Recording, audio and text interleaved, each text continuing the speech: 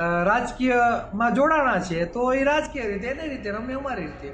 એ પોતે ભાજપમાં છે અને એને ઘરવાળીને આપમાંથી ટિકિટની માંગણી કરી છે. વિચાર કરો તમે કે નવનીતભાઈને 100% ન્યાય મળી ગયો છે એવું લાગે છે. રીમાબા ઝાલા ડીવાયએસપી એટલે આ જ સત્તા પક્ષવાળા પાછો એને ચાર્જ મળવામાં પાછો આપી દીધો. એટલે આ ઉલ્લુ રમાડવાનો ધંધા નથી તો બીજું શું છે? આપણે મૂર્ખ છીએ, આપણે બુદ્ધિ નથી, આપણે અક્કલ વગરના છીએ. આપણે અન્યાય થાય છે અને છતાં ભાજપ મોદી આવા જ ગુણગાન ગાવ અને પછી તમે એમ કહો કે અમે સમાજ પ્રેમી છીએ. તો શેના ભાઈ સમાજ પ્રેમી? ભાજપ કોણ? આ ત્રણેય પ્રાઇવેટ પાર્ટી કંપની જ છે. આ રાજ્યના ગૃહમંત્રી દ્વારા પણ કેમ ના થતો હોય? છાતી ઠોકીને અવાજ ઉઠાવવો પડે.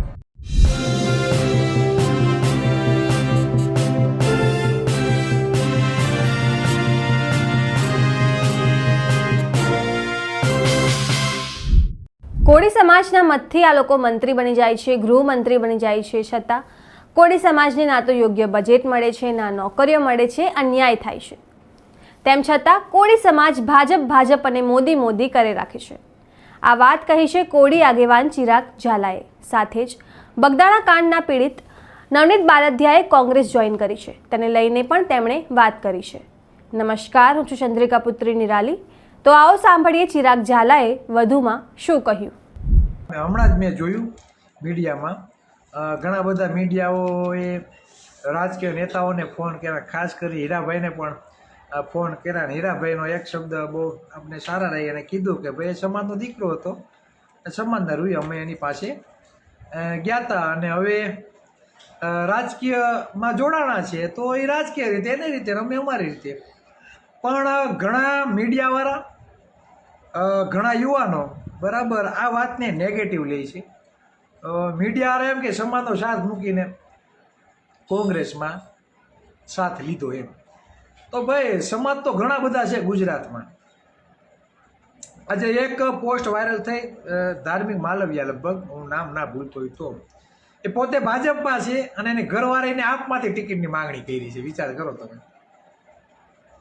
પોતે ભાજપમાં પોતાની ધર્મપત્નીને આપમાંથી ટિકિટની માંગણી કરી છે. વિચાર કરો, બે પતિ પત્ની હોય તો સ્વાભાવિક છે, સાથે રહેતા હોય તો બરાબર તો એક જ હશે ને, એમ અલગ અલગ તો નહીં હોય. છતાં પણ પતિ ભાજપમાં, પતિ આપવાથી ટિકિટ માગે છે. સમજાય ને? આમાં એટલું સમજી જાજો, પક્ષ પક્ષની રીતે, સમાજ સમાજની રીતે. આપણા લોકોનું કેવું થાય, કોક છેડો નથી ને પાયડો નથી, કોક ચડ્યો નથી ને પાયડો નથી. અને તમને શું લાગે કે નવનીતભાઈને 100% ન્યાય મળી ગયો છે એવું લાગે છે? પરમ દિવસના ન્યૂઝ જો રીમાબા ઝાલા ડીવાયએસપી, જેને પહેલાં આ હો થઈ બરાબર, એના ઉપર શંકા થઈ, એને જે નિવેદન આપ્યું હતું એટલે એ બેનને હટાવી દીધા. બધું શાંત પડી ગયું, બધું ઠરી ગયું. એટલે આ જ સત્તા પક્ષવાળા પાછો એને ચાર્જ મળવામાં પાછો આપી દીધો. એટલે આ ઉલ્લુ રમાડવાનો ધંધા નથી તો બીજું શું છે? આપણે મૂર્ખ છીએ, આપણે બુદ્ધિ નથી, આપણે અક્કલ વગરના છીએ. નહીં, આપણે બુદ્ધિ છે, બધું છે, પણ ઓયલા આપણે અક્કલ મઠા સમજે છે. કોણ સમજે છે? જે સત્તામાં બેઠા છે જાતિવાદી લોકો, એ આપણે અક્કલ મઠા સમજે છે. હું કામે કે આપણે દર ખેલે મત આપીને દર ખેલે ભાજપનું રાજ લઈ આવીએ છીએ. એટલે આપણે અક્કલ મઠા જ કહેવાય કે શું કહેવાય? જે પક્ષ દ્વારા જે આઈપીએસ અધિકારીઓ, જેના રાજમાં જે આઈપીએસ અધિકારીઓ આપણા ઉપર અન્ય અત્યાચાર કરે છે, જેના રાજમાં આપણે આઈએસ આઈપીએસ બનવા માટેનો યોગ્ય અવસર નથી મળતો, યોગ્ય સમાનતા નથી મળતી, યોગ્ય પ્રમાણે બજેટ નથી મળતું, આપણી નોકરીઓ ખવાય છે, એમ કે દરેક ક્ષેત્રમાં તમે જોઈ લો આપણે અન્યાય થાય છે. અને છતાં ભાજપ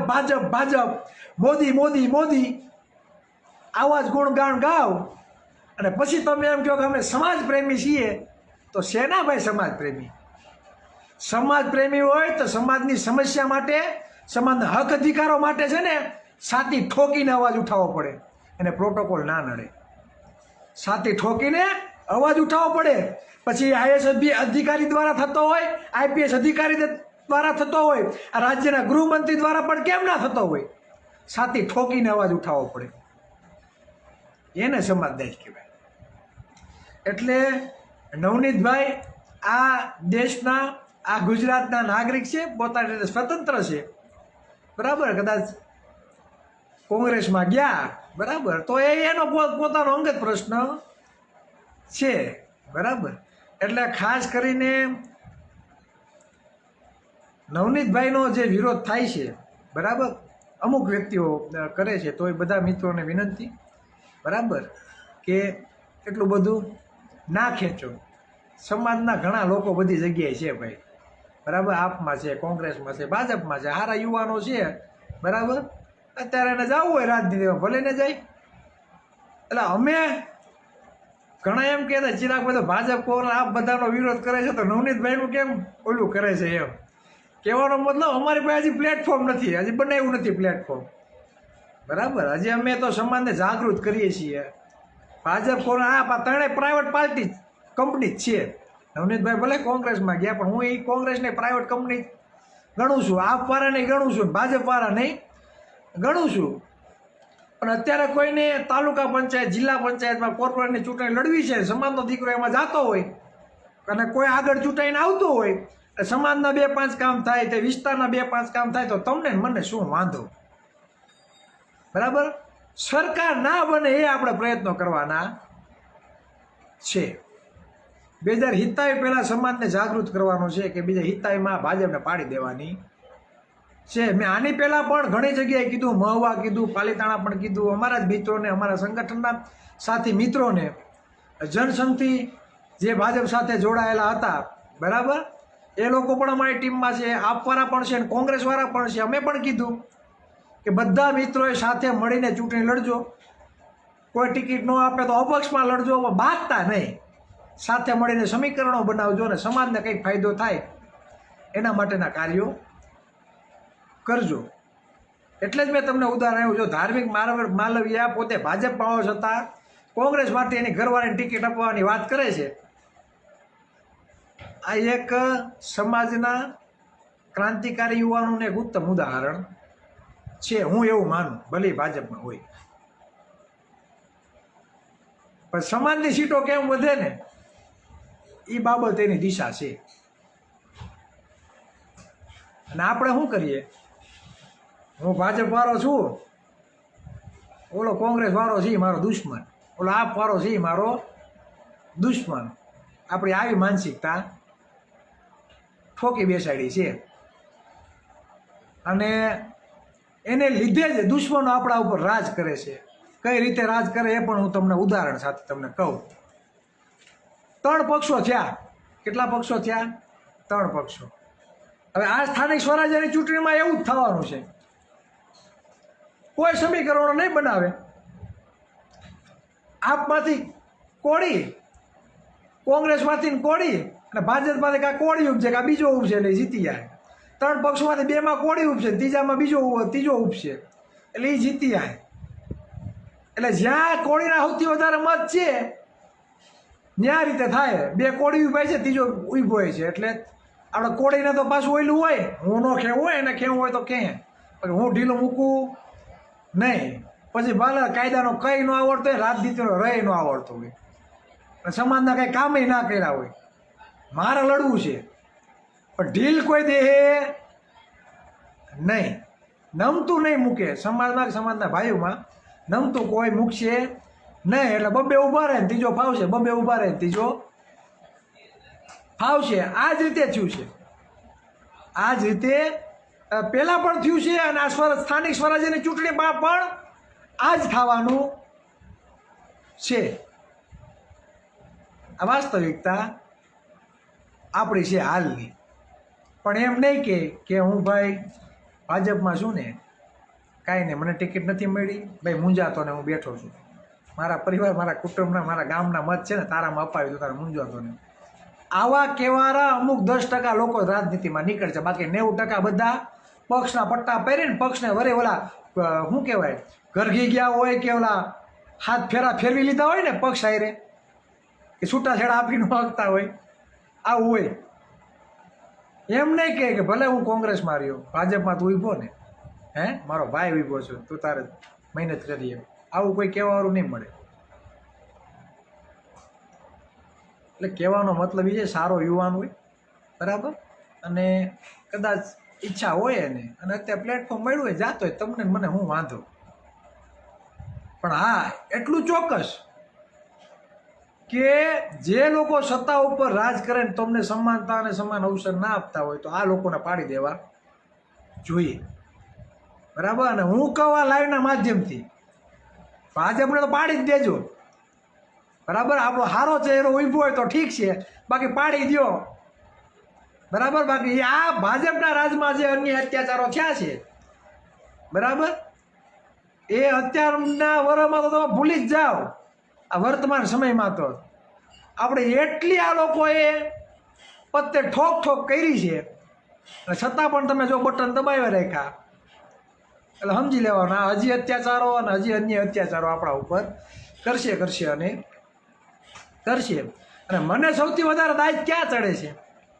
સૌથી વધારે મને દાજ એટલા માટે ચડે છે કે જેટલી પણ ગવર્મેન્ટ સરકારની જેટલી પણ નોકરીઓ સરકાર બહાર પાડે છે, સરકારી નોકરી હોય, કોન્સ્ટેબલની હોય, પીએસઆઈની હોય, પીએસઆઈની હોય, કંડક્ટરની હોય, કલેક્ટરની હોય, તલાટીની હોય, મામલતદારની હોય,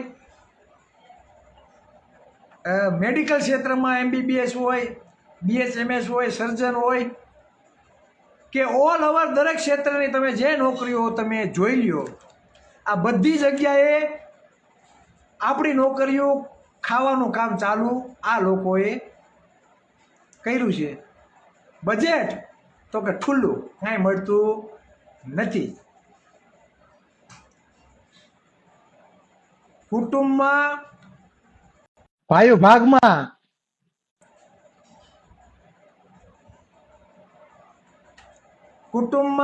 ભાગમાં એક વીઘો વધારે જો આવી ગયો હોય ને તો આપણે ભાઈઓ સામે બોલવાના વ્યવહાર નથી રાખતા. ઘણા કોર્ટે લઈ જાય, ઘણા બળા પોતાને ઉપાડે છે. તો ઓઈલા ક્યાં માસીના દીકરા છે? હે, માસીના દીકરા છે તે ટીલું કરી આવો છો? માસીના દીકરા છે તો તમે ઘડીએ માસીના દીકરા છે તો આપણે ઘડીએ ટીલું કરી આવો છો? કોઈ આપણા નથી ભાઈ. આપણા હોય તો આપણી ઉપાધિ થાય, કોઈ આપણા છે નહીં. હવે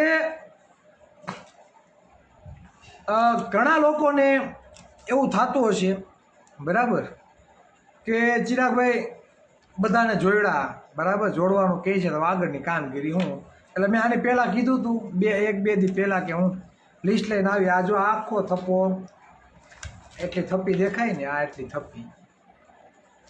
થપ્પી છે. એક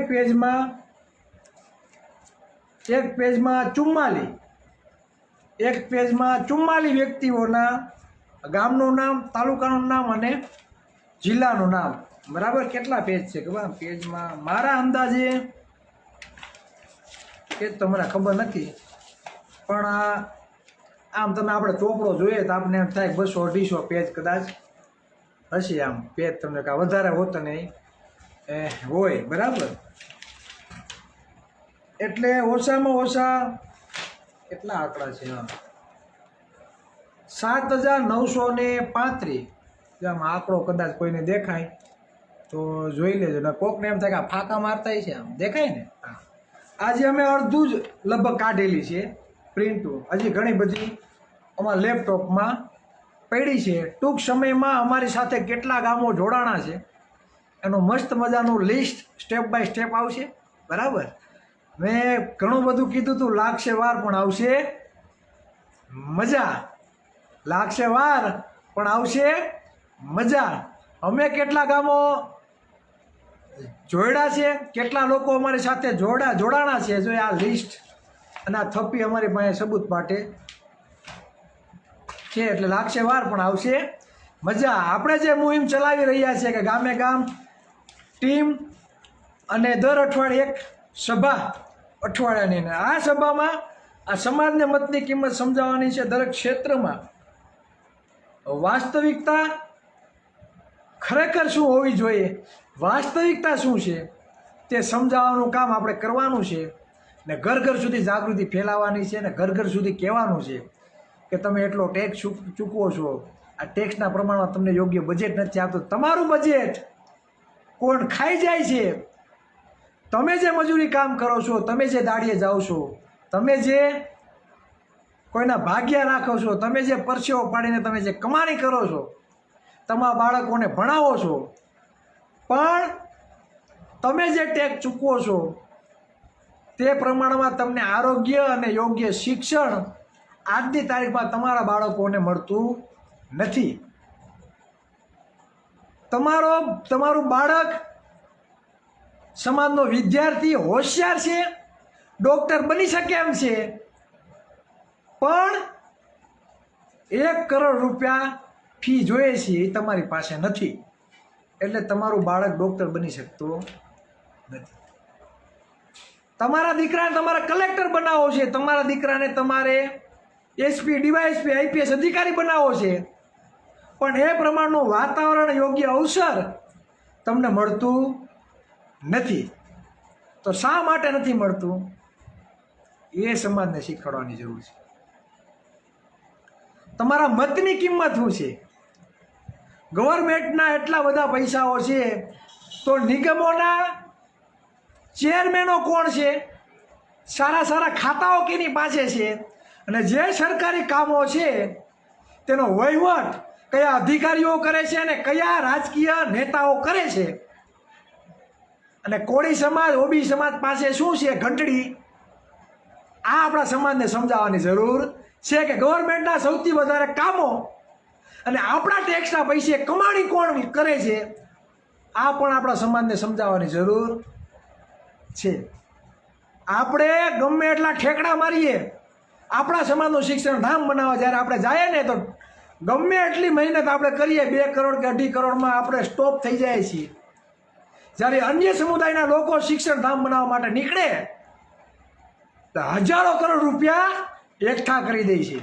તે સિવાય સરકારમાંથી તેને 100 કરોડ ઉપરની ફાળવણી થાય, જમીનો આપવામાં આવે, હોસ્પિટલ બનાવવા માટે જમીનો આપવામાં આવે, મેડિકલ કોલેજો બનાવવા માટે જમીનો યોગ્ય અવસર આપવામાં આવે, યુનિવર્સિટી બનાવવા માટે યોગ્ય પ્રાધાન્ય, યોગ્ય અવસર આપવામાં આવે છે. આપને શું આપવામાં આવે છે? આપને કાંઈ નહીં. આપને દંડા આપવામાં આવે છે, 307 દાખલ કરવામાં આવે અને અંદરો અંદર લડાવવાનું કામ આ સત્તા પક્ષ કરી રહ્યું છે. એટલે ભાજપના પણ ઘણા બધા મિત્રો છે, એ પણ એવું કહે છે કે ચિરાગભાઈ તમે જે પણ લડો છો બેસ્ટમાં બેસ્ટ છે, એટલે અમને પણ આનંદ થાય, ભલે ભાજપમાં છે, સમાજનો દીકરો છે, સપોર્ટ તો કરે છે, ભલે પાછળથી કરે. આ સમાજદારી હોવી જોઈએ. ભાજપમાં હોય તો અમારો દુશ્મન નથી ભાઈ. તમે ભાજપમાં છો તો અમારા દુશ્મન નથી તમે. અમે તો એવા લોકોને દુશ્મન ગણીએ છીએ જે જાતિવાદી કરીને તમને પણ યોગ્ય પ્રભુત્વ નથી આપતા, તમને પણ યોગ્ય ખાતું નથી આપતા, અને તમારી પણ જે લોકો અવગણના કરે છે તે જાતિવાદી લોકો, એ અમારા દુશ્મન છે, તમે નથી. અમે તો તમારા માટે કહીએ છીએ કે જે 2% લોકો, જે 6% જેને મત છે તેવા લોકો મુખ્યમંત્રી બને, ગૃહમંત્રી બને, નાણામંત્રી બને, શિક્ષણ મંત્રી બને, સારા સારા ખાતાઓ લઈ જાય, તો આ લોકોને બુદ્ધિ આપી છે. અને 60% ઓબી સમાજ, 35% કોળી ઠાકોર સમાજના આગેવાનો, નેતાઓને તમારા દાળિયા કરવાના છે, તમારા વાહલા કરવાના છે. આપો ને, બનાવો મુખ્યમંત્રી, બનાવો ગૃહમંત્રી, બનાવો તમારા પક્ષનો અધ્યક્ષ ગુજરાતનો, બનાવો જોઈએ. નહીં બનાવે. અમે લડીએ છીએ અને એનો ફાયદો તમને જ થાય, ચિરાગ ઝાલાને નહીં થાય. કદાચ પક્ષમાં એવું થયું ભાજપવાળાને ગાંધીમાં આગ બહુ લાગી ગઈ છે હો, તો કાલ સવારે કાંઈ નક્કી ન કહેવાય, 2-3 મહિનામાં હાલો ભાઈ કોણ ચહેરો છે મુખ્યમંત્રીનો દાવેદાર, તો કે આ 2 ચહેરા છે ભાઈ, તો હાલો આને મુખ્યમંત્રી કોળી સમાજમાંથી બનાવી નાખો, કોકને ઉપમુખ્યમંત્રી કોકને બનાવી દે, કોકને ગૃહમંત્રી બનાવી દે. ભાજપ સરકારને રેલો આવે, ભાજપ સરકારને રેલો આવે તો બનાવી દે કે ભાઈ આ લોકો પાડી દે, એના કરતાં આને એક સારું ખાતું આપી દે એમ. અને એવું થયું જ છે, બરાબર. જ્યારે પ્રમુખની વરણી થઈ ને ત્યારે 10 ઉપપ્રમુખ બનાવ્યા, એમાં 2 આપણા લીધા. મંત્રીમંડળમાં બહુ બરોડા નાખ્યા, અમારો મુખ્યમંત્રી હોવો જોઈએ. 5 ખાતા હતા, એમાં 3 રહેવા દીધા, 2ને કાઢી નાખ્યા. પછી સારું લગાવવા માટે ઉપપ્રમુખ બનાવી દીધા. આવું થાય છે, આ વાસ્તવિકતા છે. આપણા જ મતથી ગૃહમંત્રી બને છે ને આપણા મતથી જ ઉપમુખ્યમંત્રી બને છે. બરાબર, આપણા જ મતથી મુખ્યમંત્રી બને છે ને આપણા જ મતથી બરાબર IAS IPS અધિકારી ક્યાં બદલી કરવી, ક્યાં બેસાડવા સેટિંગથી, બરાબર ગવર્મેન્ટના કામ કોને આપવા, કોને ન આપવા, કોના સમાજના શિક્ષણધામ બનવા જોઈએ અને કોના નહીં બનવાના, કોના સમાજના યુવાનો માત્ર દાળિયા જ કરવા જોઈએ, મજૂરી કામ જ કરવા જોઈએ. આ બધું ષડયંત્ર જે થઈ રહ્યું છે તે આપણા મતના જોરે જ થાય છે. કોના મતના જોરે થાય છે? આપણા મતના જોરે જ થાય છે. તો જેમ તમે ચિરાગ ઝાલાની વાત સાંભળી, તમે તેમની વાતથી કેટલા સહેમત છો, આ વિશે શું વિચારો છો, કમેન્ટ કરીને જણાવો. અત્યાર માટે બસ આટલું જ.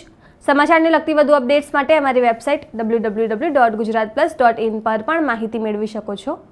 ધન્યવાદ.